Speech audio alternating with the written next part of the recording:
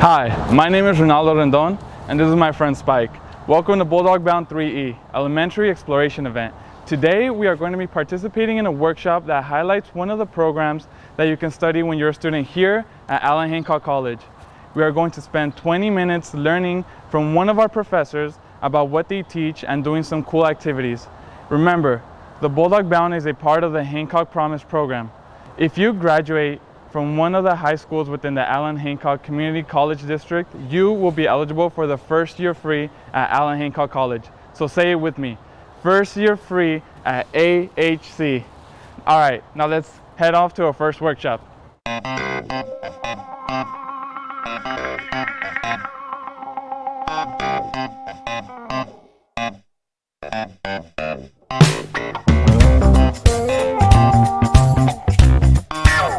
Greetings, Baker Street Bulldogs. My name is Susannah Kopecky, and I'm one of the college librarians here at Allan Hancock College. Today we're going to talk a little bit about the career path of librarianship. But how did I get here? Well, I studied English in college, and English is a wonderful, versatile major, which means that you can go into pretty much any career field you choose. But here are a few different career paths you may be interested in if you're considering studying English. You can become a librarian, yay! You can become a teacher, you can become a lawyer, you can become a journalist, an author, and so much more. But today we're going to focus on librarianship, and we're going to look at the digital or online end of the resources available to you through your typical library. So come with me and let's go solve some mysteries together, Baker Street Bulldogs. Hello, detectives. Welcome to the digital side of library research.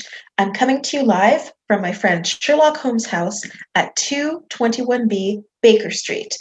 Now, have you heard of Sherlock Holmes before?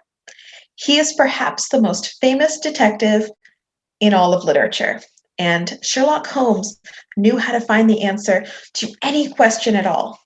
In a sense, librarians are also information detectives. So that's why our workshop today is called the Baker Street Bulldogs, because we're training for exciting future career paths, and perhaps one of these career paths will be information detectives, also known as librarians. So let's look at the digital end of library research together. Now, a great place to start your research is by going to the library homepage. Because we're thinking about academic libraries and research at Hancock College, I'm going to start by going to the Hancock Library homepage. And right at the top is where it wants me to put in my search terms. And that's a great broad way to get started, is by thinking about what are the most descriptive words that will help me to find information or to answer the question that I have. Today's question will be, how do I find information on my favorite dinosaur, the Brontosaurus?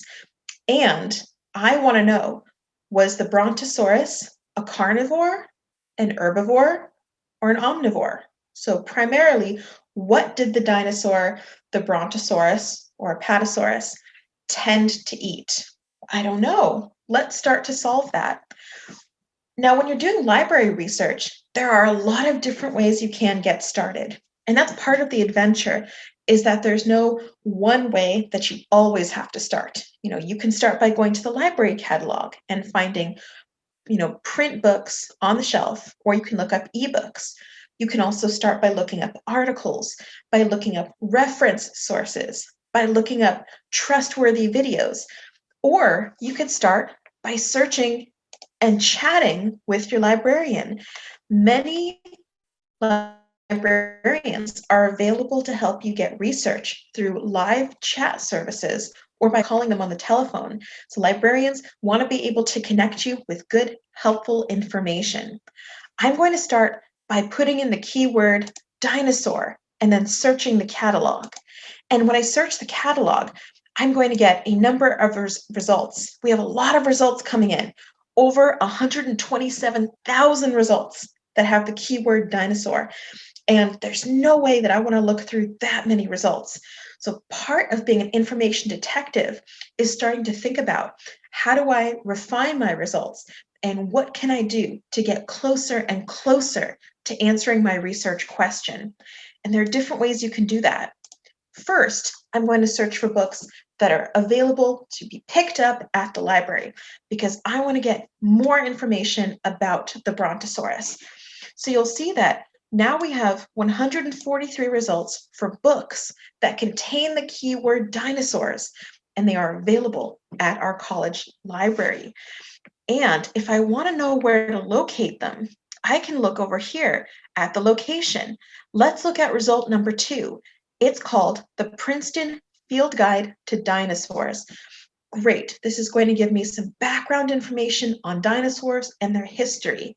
Now notice how it tells me the exact location of this book, and it tells me it's available at the Santa Maria Campus Library, Stacks, and then it has this strange code in parentheses, and this code here is QE 861.4 P387 2010. That seems like it's a riddle just waiting to be solved. But remember that code in the back of your mind, QE 861 was the way it started. And then soon it will make sense. Now, first, let's go back and consider what this means when we see the location. When we see the word stacks, that usually refers to a library's main collection. So anytime that you've gone to a library and you've wandered around these wonderful collections of books, you were probably wandering around your library's stacks. So that's a term to be familiar with, future information detectives. Let's look at other results. Number 3, the Scientific American Book of Dinosaurs. Look, this book also has a very similar code to the one above, where it says QE 861.4 S34 2000. And if I keep scrolling down, I'll notice a lot of these books that are nonfiction, which means they're based on actual facts or things that happened. So it's not nonfiction, which is made up information. So I'm seeing a lot of nonfiction books that have a similar code telling me where these books are. So QE 861 or QE 862. So I'm noticing a pattern, but what exactly does that pattern mean? Let's solve it. Libraries are typically organized according to a special schematic or a special classification system. Most academic libraries, which means libraries at colleges and universities, most of these libraries follow a special organization system called the Library of Congress, or LC, classification system. So in order to track down exactly what that means, I have gone to the Library of Congress webpage at loc.gov. You can go there too. It's a very neat site, has a lot of great information. And I have gone to the classification outline because I want to know, what does it mean when a book has that special code of QE plus 800 in front of it? And this system takes all the letters of the alphabet, A through Z, and assigns it a major subject. So this means that books that are on the topic of political science, for example, would be grouped together under the letter J. So if I know that I'm looking for a book on political science, I'm going to go to the J section. Or if I know that I want to find a book on science or a book that has something to do with the sciences, I would go to the Q section because those books are the books that are generally on the main subject of science. So looking back at our search results, we kept seeing that code QE 862, QE 861. Now let's take our detective hats and let's investigate.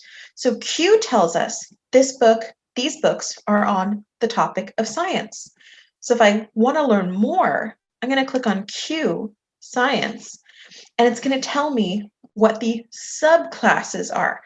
Now, every letter of the alphabet has a major subject. So the letter Q has the major subject of science.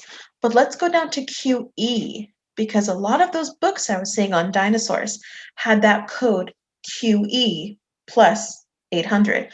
So QE is a subclass that deals with the topic of geology.